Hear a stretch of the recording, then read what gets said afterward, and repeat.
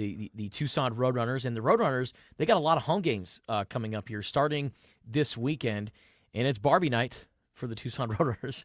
So we'll talk to Chase Clemens about that. We'll also talk about some other promotional events that the Roadrunners are doing.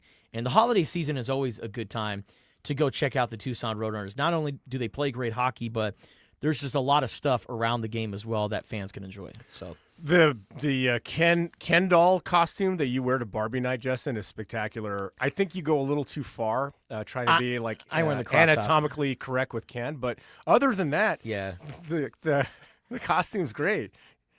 Pulling the Silence of the Lambs move, I don't know if that's I don't. I think you might be taking it too far. I'm going to show out with my gut out, looking like Jason Kelsey arriving to a football game. No, I'm not rocking the crop top. Yeah. But, yeah, it'll be a fun weekend this weekend with the Tucson Runners back in town. That was for you, Andrew. I think he knows what you're talking about. He doesn't. He has no idea. What, the Silence of the Lambs? Yeah. No, I have no idea what you're talking about. All right, we'll educate Well, we you. educate you in a break, dude. Okay. Just, yeah. But you don't have to look that much like Ken. Yeah. Okay. So with that being said, I hope there's people out there laughing with us at Justin.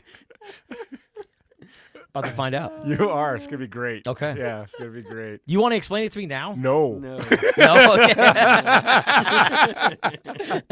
I'll kill his mic if he explains it. All right. With that being said, let's get to our Friday favorite segment: 3 burning questions with Nephew Otis. Let's get ready to rumble! Would you join me, please, in welcoming Otis here. It's time for 3 burning questions with Otis. Three. Nephew Otis in the house. And I just honestly, I don't know football. Okay. I just explained it to Justin. Wow. Okay. Yeah. I'm very, very glad we did not share that with our audience. Yes. That's hilarious. Yeah. Oh, man. I appreciate that joke And so now much you more know now. what pulling a Silence of the Lambs means. When you dress like Ken at Barbie night. That's great. All right. What's our first question, Nephew Otis? Otis here, back with 3 burning questions. I'm in mid-season form. Let's go. Woo! Question 1. As a Falcons fan, I'm already thinking about next year. Which NFL team with a losing record should be most excited for next season? Ooh, okay. Well, Which team with a losing record should be most excited for next season? Well, I think Atlanta's definitely in that category. It's unfortunate that Michael Penix is out for the year. He was playing well earlier and just got beat up. But I think Atlanta with Drake London, Bijan Robinson, a couple of young stud pass rushers they got in the last draft. You know, they make a couple of moves here and there. They're well positioned to, you know, if they add a couple of important cogs in the machine to be a really good team next year. The other team with a losing record, I mean, I hate to say it, but, you know, I don't want to say it, but I'm going to say it because it's the truth. Joe Burrow with T. Higgins and Jamar Chase and that Cincinnati offense is a formidable offense if they can stay healthy.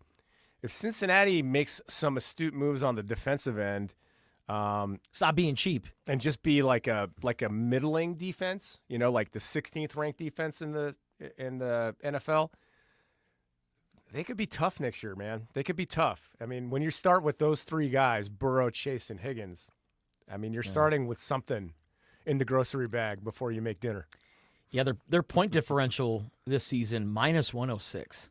Yeah, their defense sucks. That's not good. So, yeah, if they make some moves, they can't be cheap. They gotta pay some guys. They gotta get some players in there. It can't be cheap.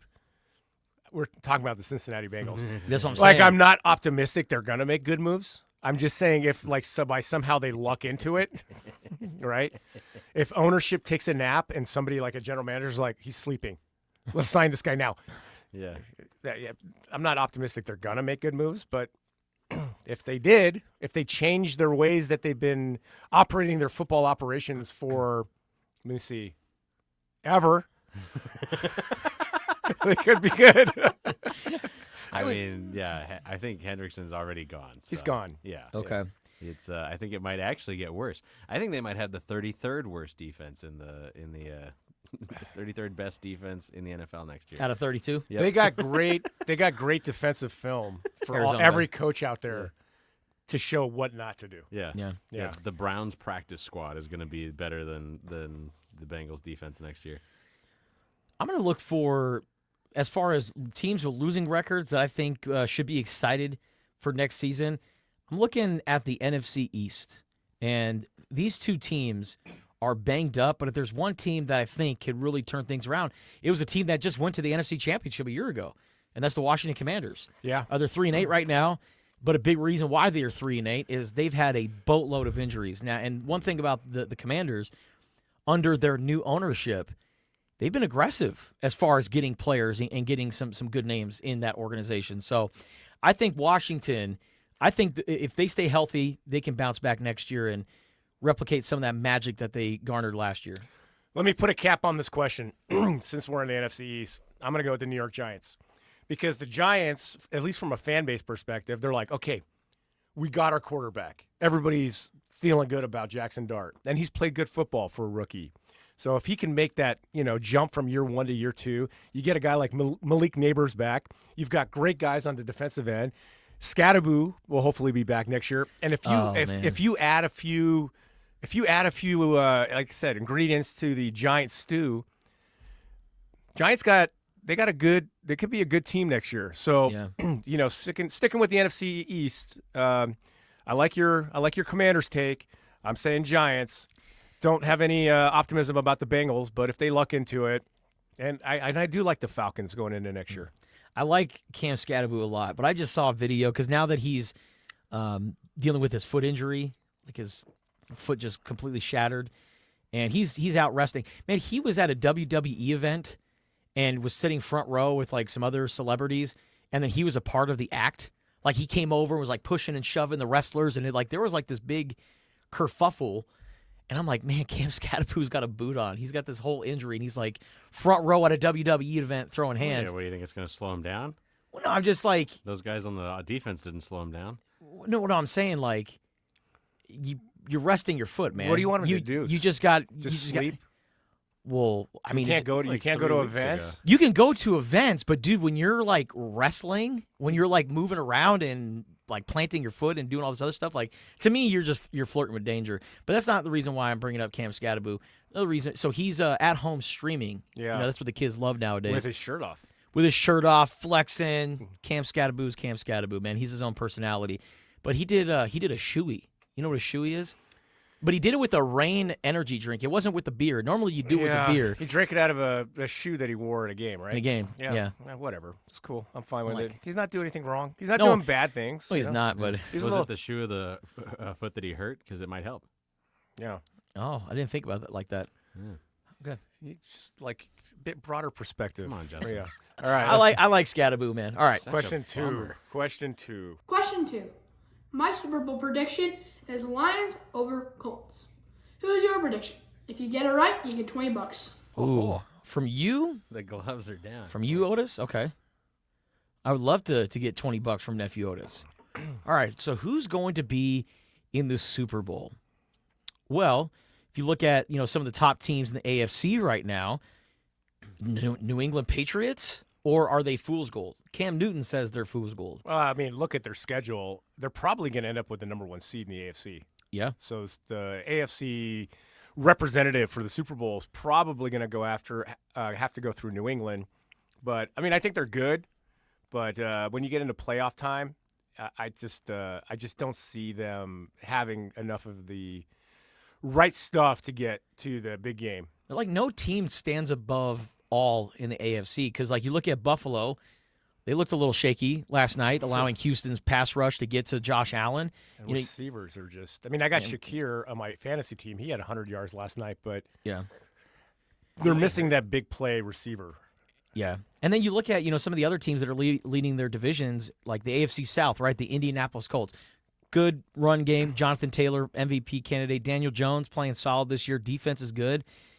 They're 8-2. Do you trust the Colts You look at the Denver Broncos. Do you trust Bo Nix and that 92 crew? I trust their defense. I'm not sure if I totally trust Bo Nix, but hey, they win games, man, and they win a lot of close games. They know how to win, and they're 9-2. But with that being said, I don't really trust any team in the AFC right now. So I'm going to take a shot in the dark and just say that the Kansas City Chiefs are going to pull something out of their ass and finish the season and sneak their way into the Super Bowl, and it's going to be like, of And course, play Kansas City does. Philadelphia. And then play the Philadelphia Eagles. Yeah. And but I'm hoping to see Detroit. I would love to see the Detroit Lions somehow, turn things around. They're 6-4 right now. I think they're still one of the better teams in the NFC. But yeah, I'll just go. Let's go Kansas City, Detroit. Or no. Excuse me, Kansas City, L.A. L.A. Rams. Rams. That's my representative. I think that's the best team in the NFC. Wow. Well, Their point differential plus 100. I'm gonna Plus 100 point differential this year. I'm gonna not belabor the point because I think nephew Otis may be right. If Indianapolis has got the 1 or 2 seed and you got to go play in that dome with Jonathan Taylor as their running back, their defense is fairly good. I think Indianapolis has the right stuff to get to the Super Bowl, and I do think Detroit will somehow get there and beat them, and the Detroit Lions will be your Super Bowl champion. So I'm with nephew Otis. Keep the $20. Hell yeah. All right. Wow. I'll steal it from your dad's wallet when I'm over for Thanksgiving. Question 3. Question 3. I love collecting football and basketball cards. My favorite card is my autographed Deion Sanders rookie. What was the greatest card from your childhood? Man, that's a great question, Otis. The one card that was one of my just absolute prized possessions, and I loved it as a kid because I knew how much this guy meant to Arizona basketball and just Tucson, Arizona. But I had a Miles Simon Arizona card. Oh, wow. Yeah, it was like had like this cool holographic look to it, and that was a card that was just on my desk for my entire childhood. So that was my prized possession. I had a really cool Miles Simon card. I also had a Michael Jordan card. It wasn't like a special rookie card or anything like that. It was just an MJ card. Had some Kobe cards as well. Another cool card collection or card series that I had was Major League Baseball cards with Looney Tune characters. Like you could see like Nolan Ryan, he's getting ready to pitch, but he's like standing next to Sylvester the cat or whatever. It was just a cool thing that I had as a kid. But Miles Simon, that was the one card for me. Well, we're going to get into deep Farhang Brothers lore here, but my favorite card was rookie Tony Gwynn card. Oh, wow. Yeah. Extreme value to it. What's your favorite Tony Gwynn stat? That he's got more, what is it? He's got more three-pointers than strikeouts or something like that. Because he That's played great. basketball in San Yeah. Jose. Do I got that right? Yeah. And then my brother Omid, Otis, your dad, took it to school and traded it for like a 6th-year Keith Hernandez and a 2nd-year Wally Backman. And No. yeah, so that card is gone in somebody's collection right now. I'm saying that just for comedic effect, just for my brothers, because it's still a point of contention, and we're all getting together for Thanksgiving. So I'm laying the table because I know my brother. Listen to this. I got a like a rookie Mean Joe Green card. I still have my card collection, and it's my favorite card. Yeah, it's like I got a bunch of Steelers. I got a rookie Barry Bonds, and I got a rookie Mean Joe Green card that I really love. And Do you like keep them in binders and stuff? Like, binders and sleeves. Yeah. have you ever gotten any of them graded? No. Probably should. Yeah, I know.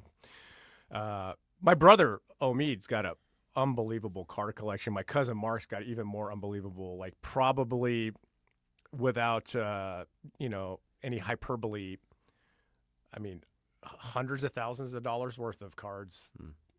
Those two guys. You should go trade it all for your Tony Gwynn card. Yeah. If I could only find it. Or if I could only find it. You traded it to, I don't know, some kid in like 3rd grade, Jimmy Cephalo. I don't know.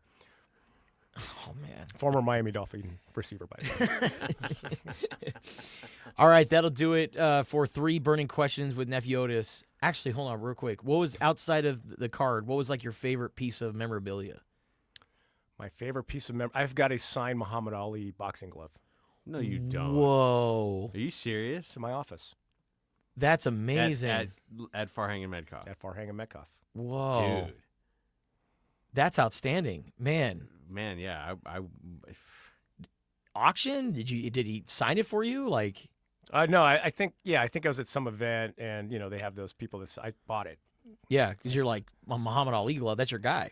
Yeah, I think it was like you do the thing. It's like minimum bid, and I did the minimum bid. I think it was like $500, Oh man, and I got it. that's So, amazing, outstanding. wow.